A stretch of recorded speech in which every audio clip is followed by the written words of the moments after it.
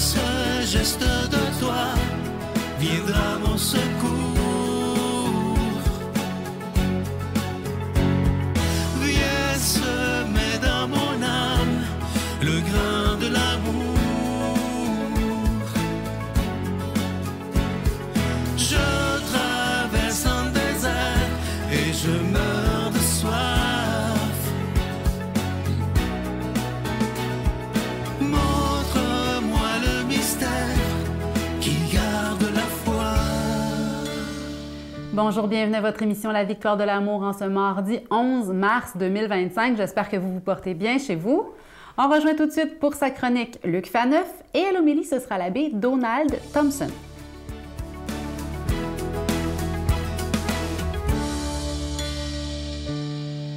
Bonjour, merci d'être là. Une autre question redoutable. Sortez les Advil. Non, quand même. J'espère que ça vous donnera pas mal à la tête, mais c'est une question costaude. Êtes-vous prêts? Pouvons-nous être certains d'avoir une âme? Ouh là là!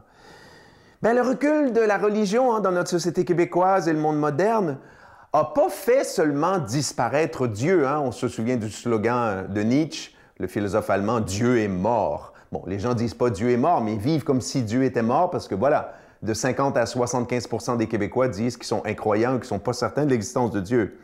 Mais ça, cette disparition de Dieu n'a pas seulement, fait disparaître Dieu et fait disparaître dans notre esprit d'abord l'idée de Dieu et dans notre vécu, voilà, cette expérience de Dieu. Mais ça a aussi complètement changé, et c'est là, je pense que je vais vous apprendre quelque chose aujourd'hui, ça a changé complètement la conception que nous avons, nous, les gens, les modernes, les contemporains, la conception qu'on a de ce que c'est qu'un être humain. Essentiellement, pour résumer les choses, là, autant de la philosophie que la religion, il y a deux conceptions de l'être humain. La première, c'est celle qui est la plus répandue aujourd'hui. C'est la conception qu'on appelle matérialiste. Matérialiste comme dans matière. L'être humain, c'est seulement de la matière. Ah, c'est de la matière brillante, géniale, brillamment organisée. C'est de la matière qui produit de la pensée. En ce moment, je vous parle avec des idées et c'est de la matière grise, c'est des courants électriques qui créent cela. Ça, c'est la première conception. C'est la conception, j'allais dire, athée, actuelle, dominante. Deuxième conception, oui, l'être humain a de la matière. À l'évidence, j'ai de la matière, mais l'être humain est plus que cela. L'être humain a aussi une âme. Et ça, on appelle ça la conception dualiste, comme dans deux. On a de la matière et on a de l'âme.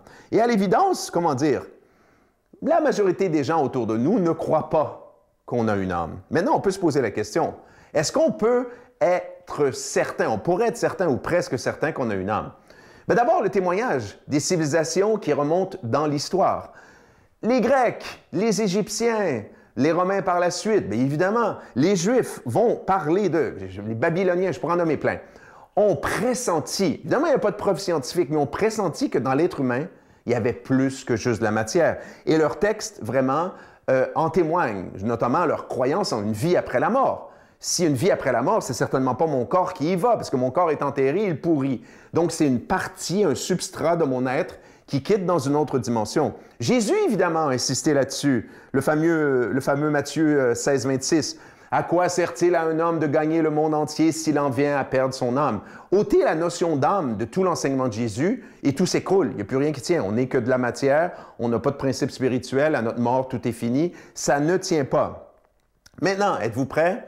Il faudrait que je vous en parle pendant au moins 4 minutes. Est-ce que vous avez entendu parler des expériences de mort imminente, ou en anglais les Near-Death Experiences? Ces expériences de mort imminente, depuis des millénaires, mais surtout depuis une soixantaine d'années, ont été vraiment popularisées dans les médias. Ce sont des gens qui, comme vous et moi, des fois ont des crises cardiaques, on est déclaré mort pendant quelques minutes, un gros trauma, et notre âme littéralement sort et flotte au niveau du plafond. Et là, ces gens-là vivent des expériences, ils en témoignent, il y en a des milliers sur Internet. Et qu'est-ce qu'ils disent? Ils disent qu'ils existent, qu'ils savent tout, qu'ils peuvent se déplacer, qu'ils entendent, qu'ils changent d'étage, puis quand après ça, ils réintègrent leur corps, ils disent « c'est comme une âme qui réintègre un gant trop serré ». Et là, ils témoignent aux gens autour d'eux « Hey, je suis allé au poste d'infirmière, j'ai entendu ça, je suis descendu 4 étages plus bas, je vous ai entendu parler ». Donc, vous voyez, il y a plein d'indices qui nous montrent que oui, il est fort probable, sinon certain, qu'on a une âme. Notre Père qui es aux cieux, Que ton nom soit sanctifié, que ton règne vienne, que ta volonté soit faite sur la terre comme au ciel. Donne-nous aujourd'hui notre pain de ce jour. Pardonne-nous nos offenses, comme nous pardonnons aussi à ceux qui nous ont offensés. Et ne nous laisse pas entrer en tentation, mais délivre-nous du mal, car c'est à toi qu'appartiennent le règne, la puissance et la gloire pour les siècles des siècles. Amen. La Victoire de l'amour vous invite à célébrer 30 ans d'amour au Centre Vidéotron de Québec, le 24 mai 2025, de 13h à 17h.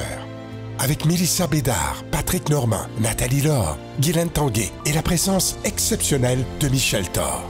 Témoignages et conférences avec Sœur Angèle, Dominique Bertrand, David Bernard, Christine Michaud, Martin Larocque, Claire Jacques, Victor et l'équipe de la Victoire de l'amour. Billets en vente maintenant sur lavictoiredelamour.org.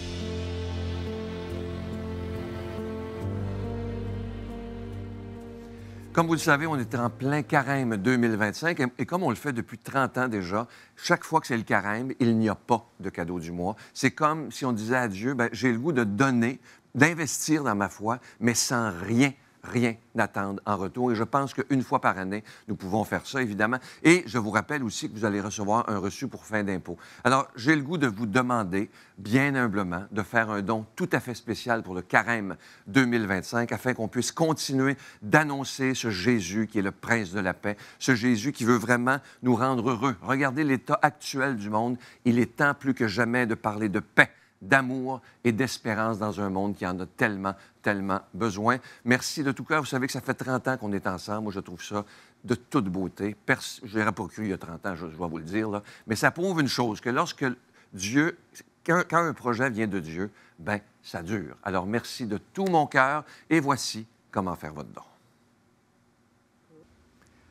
Par la poste à la Victoire de l'amour, casier postal 120, succursale Boucherville à Boucherville, le J4B 5E6, ou par téléphone, par carte de crédit, du lundi au jeudi, de 8h à 17h, au 514-523-4433, ou à notre numéro sans frais, le 1-888-811-9291.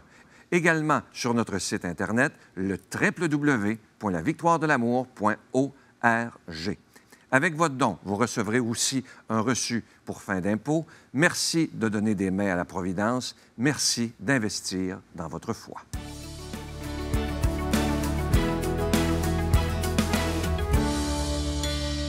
Mon Dieu, donnez-moi la sérénité d'accepter les choses que je ne peux changer, le courage de changer les choses que je peux et la sagesse d'en connaître la différence. Amen.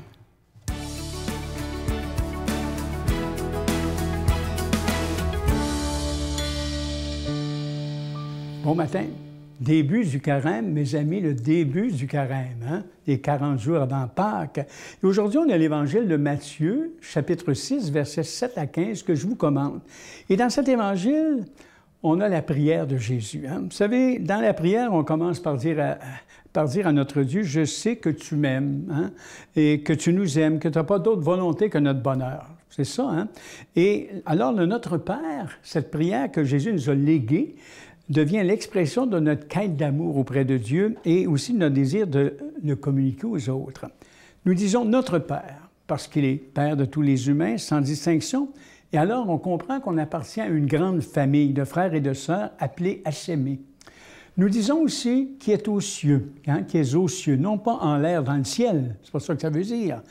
L'expression, elle est typique ici de manière juive de parler et signifie à peu près « notre Père Dieu hein? ». Toi qui es aux cieux, c'est une formule pour identifier Dieu, vous voyez? C'est pas un terrien, hein? Un être fait de la poussière de la terre, il est d'un autre monde. Nous disons aussi « Notre Père, que ton nom soit sanctifié ». Donc, que tous te reconnaissent, hein? Comme Dieu en sachant te nommer Père, plein de bonté, et non pas Dieu terrible et policier. Loin de là, hein? Tu n'es pas seulement l'être suprême, la cause première, le gars d'en haut, comme on dit. Tu es Père, et cela mérite d'être connu et annoncé. Nous disons que ton règne vienne, hein? Ce royaume où le bon roi se préoccupe de chacun de ses sujets, où le bon pasteur cherche sa brebis perdue, ce royaume de la vie en société qui est marqué par les plus belles valeurs de paix, de sincérité, de présence, de pardon, de justice, vous voyez? Alors, un royaume qui est plus qu'un projet politique, hein, bien sûr, hein, au royaume où les petits hein, ont de la place, les forts, où les forts ne triomphent pas nécessairement des faibles. Voyez-vous? Nous disons aussi que ta volonté se fasse partout, que ta bonne volonté, hein, que ta volonté de rendre les gens bons et heureux se réalise par nous et par le soutien de ton esprit, de ton souffle, hein, que ton rêve de bonté et de bonheur pour les humains finisse par triompher de toutes les divisions et de toutes les haines.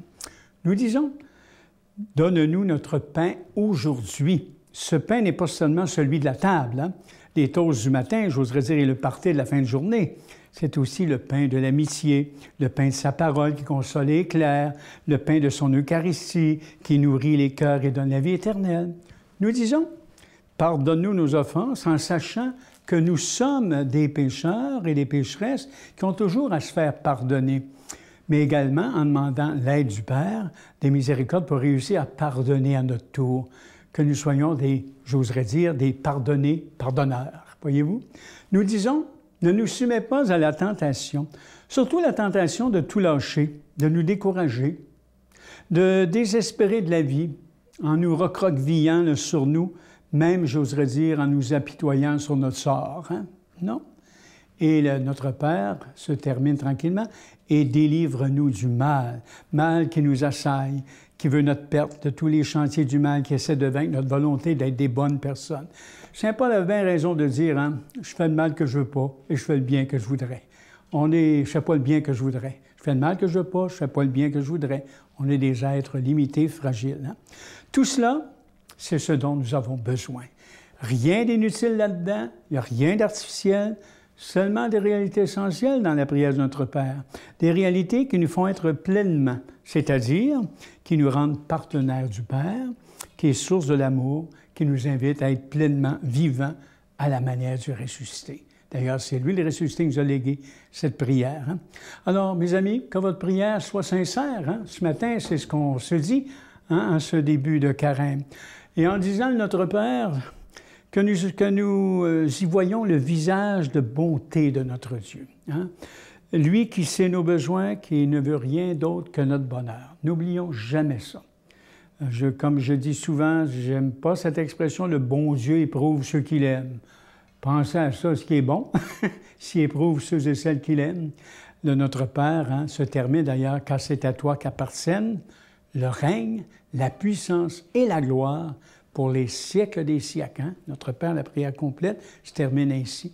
Alors, n'hésitez pas à prendre cette prière durant votre carême, à tout moment, hein? À des moments où c'est la plus belle des prières. Elle contient tout. L'amour de Dieu, du prochain, comme soi-même. Que le Dieu de la vie vous bénisse, le Dieu de bonté, le Père, le Fils et l'Esprit. Amen. Bonne journée, bon carême. Je vous salue Marie, pleine de grâce. Le Seigneur est avec vous. Vous êtes bénie entre toutes les femmes, et Jésus, le fruit de vos entrailles, est béni. Sainte Marie, Mère de Dieu, priez pour nous pécheurs, maintenant et à l'heure de notre mort. Amen.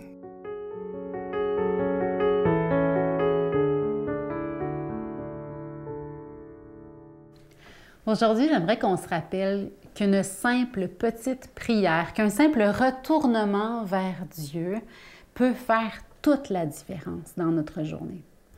On se rappelle que Dieu est tout-puissant et qu'il veut notre bonheur. Remettons nos vies dans ses mains. Sincèrement, là, de tout notre cœur, mon Dieu, viens prendre ma vie dans tes mains. Occupe-toi de moi. Prends soin de moi jusque dans les moindres détails. C'est son désir à Dieu de prendre soin de nous comme ses enfants bien-aimés. Nous sommes ses enfants bien-aimés. Bonne journée. Mais c'est sûr que c'est pas quelque chose qui est plaisant à vivre. Parce que ce jugement-là t'amène à te poser des questions, t'amène à t'isoler, à ne pas te sentir comme si tu faisais partie des autres, à ne pas te sentir normal. Oui, je veux te dire merci, merci, merci. Oui, je veux te dire merci, merci, Seigneur.